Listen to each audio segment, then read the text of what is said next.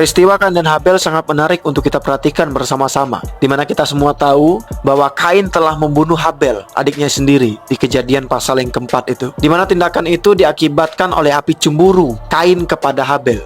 Nah, bisa jadi arah dari amarah yang dialami oleh Kain itu menuju kepada Tuhan, ditujukan kepada Tuhan. Tetapi karena dia tidak bisa menjangkau Tuhan, itu membuat Kain melampiaskan amarahnya itu kepada saudaranya sendiri dengan tindakan yang sangat-sangat tragis. Tuhan dengan segera menginterogasi Kain dan selanjutnya memberikan hukuman kepadanya. Nah, dari lensa psikologi, apa yang terjadi pada diri Kain itu dapat dibaca melalui dua gejala. Entah itu dia marah kepada Tuhan atau dia marah kepada Habel. Setelah Tuhan memberikan hukuman kepada Kain, pada ayat yang ke-13 itu memperlihatkan bahwa Kain itu meminta belas kasihan atau meminta keadilan kepada Tuhan, di mana kata hukumanku itu merujuk kepada tindakan yang telah diputuskan Tuhan untuk menghukum Kain, yang itu terdapat pada ayat yang ke-11 atau yang ke-12, di mana Tuhan memberi dua pilihan kepada Kain sebagai bentuk hukuman kepadanya, yaitu terbuang jauh dari tempat pembunuhan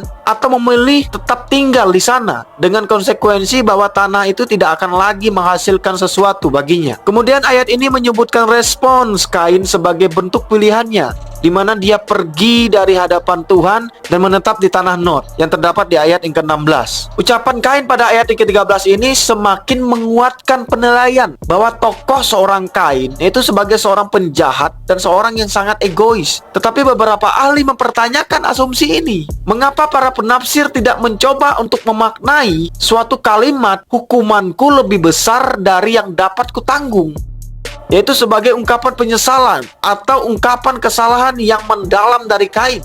Nah, jadi semakin jelaslah bahwa beban yang ditanggung Kain adalah rasa bersalah yang sangat mendalam atau sangat berlebihan pada dirinya sendiri. Kain mengalami rasa bersalah dan rasa malu, di mana dia merasa bersalah karena beratnya pelanggaran dan merasa malu karena telah menciptakan kerusakan relasi akibat pelanggaran yang telah dilakukannya. Nah, pada ayat yang ke-14 itu Kain begitu ketakutan karena hidupnya juga terancam akibat perbuatannya itu sendiri. Saya juga tidak tahu siapa oknum yang dimaksud oleh Kain sebagai orang yang akan membunuhnya ini. Nah, bisa saja ini merupakan bagian dari gejala rasa bersalah yang berlebihan ini tadi. Kain menghadap dan meminta belas kasihan kepada Tuhan. Nah, secara psikis dapat diduga bahwa dia sedang mengalami masa depresi yang sangat berat. Nah, depresi ini ditandai dengan pemikiran yang negatif tentang dunia, tentang dirinya sendiri, dan menyangkut tentang masa depannya.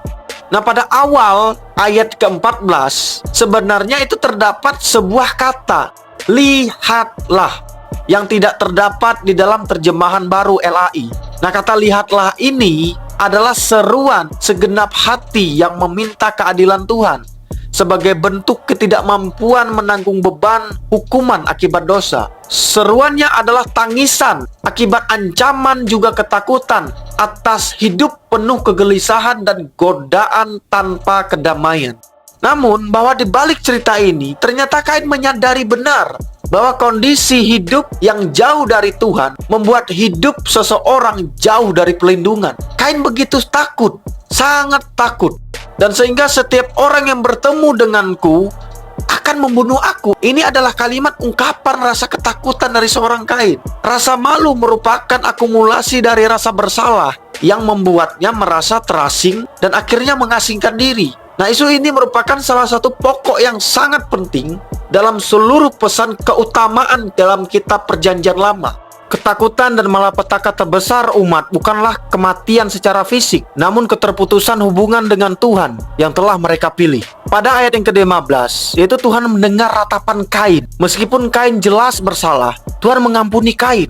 Ketakutan dan kegelisahan Kain tidak dibiarkan begitu saja. Kain yang harusnya kehilangan perlindungan hidup, tetapi diberi perlindungan yang teguh oleh Tuhan. Penyembuhan spiritual adalah sesuatu yang sangat penting dari pemulihan hidup yang menyeluruh. Di ayat yang ke-15 juga itu dapat kita lihat bahwa Tuhan meletakkan tanda pada Kain. dan tanda itu dapat dilihat oleh semua orang. Motivasi untuk membuat tanda itu bukanlah untuk mempermalukan, tetapi sebagai perlindungan hubungan yang misterius terhadap Kain, agar Kain dapat melanjutkan hidup dalam naungan Tuhan. Ratapan Kain didengarkan. Tanda tersebut adalah bentuk bukti nyata dari rasa iba Tuhan terhadap Kain, sekaligus bentuk simpati terhadap Habel, supaya jangan sampai ada pula kesan bahwa darah Habel itu dipandang tak berharga. Keadilan ditunjukkan bagi Habel karena Tuhan tidak diam dengan kejahatan, tetapi belas kasihan juga diberikan bagi pelaku kejahatan, yaitu Kain itu sendiri. Tuhan memelihara hidup, termasuk kehidupan manusia yang menjalani hukuman. Kain, si pendosa, diterima dalam perlindungannya. Nah, pada ayat yang ke-16 itu diperlihatkan perkataan begini, lalu Kain pergi dari hadapan Tuhan. Nah, kalimat ini sering ditafsirkan sebagai bentuk pilihan Kain yang akhirnya hidup menyendiri dan tanpa Tuhan. Nah, menurut apa yang saya temui dari berbagai sumber, bahwa tafsiran seperti itu agaknya berlebihan. Bagaimana mungkin seseorang yang telah mendapatkan sesuatu yang dipintanya dengan derayan air mata, lalu melepaskannya begitu saja? Kalimat pergi dari hadapan Tuhan merupakan pertanda bahwa dialog antara Kain dengan Tuhan itu telah berakhir. Kalimat ini adalah gaya dari seorang penulis kitab Kejadian untuk menutup dan meneruskan ke cerita yang berikutnya. Pergi dari hadapan Tuhan itu dapat pula diartikan sebagai terbukanya ruang bagi Kain untuk merespon pengampunan dengan tindakan yang konstruktif, yaitu pertobatan itu sendiri. Pengampunan pun menjadi awal dari perubahan spiritualitas seseorang. Nah, apa yang dapat kita pelajari dari kisah seorang Kain ini? Bahwa Tuhan itu adalah Maha Pengampun. Nah, di dalam dasar kekristenan, kita secara tidak langsung dituntut untuk menerapkan nilai-nilai Kristiani yang ada di dalam Alkitab. Nah, pesan Injil pada saat ini adalah tentang pengampunan. Pengampunan adalah gagasan yang sederhana, namun sulit untuk dilakukan. Seperti sulit mengampuni dan sulit menerima pengampunan itu sendiri. Nah, salah satu kesulitannya itu adalah harga diri. Bahkan lebih dari itu, ada rintangan emosional yang sangat sulit untuk diatasi ketika seseorang dihadapkan pada prospek membiarkan orang yang bersalah itu bebas dengan memberikan pengampunan itu. Nah, perlu dibicarakan oleh kita semua di sini. Siapa yang kita benci pada saat ini? Siapa yang telah melukai kita pada saat ini? Siapa yang telah membuat karakter kita rusak pada saat ini? Kita ampuni dia.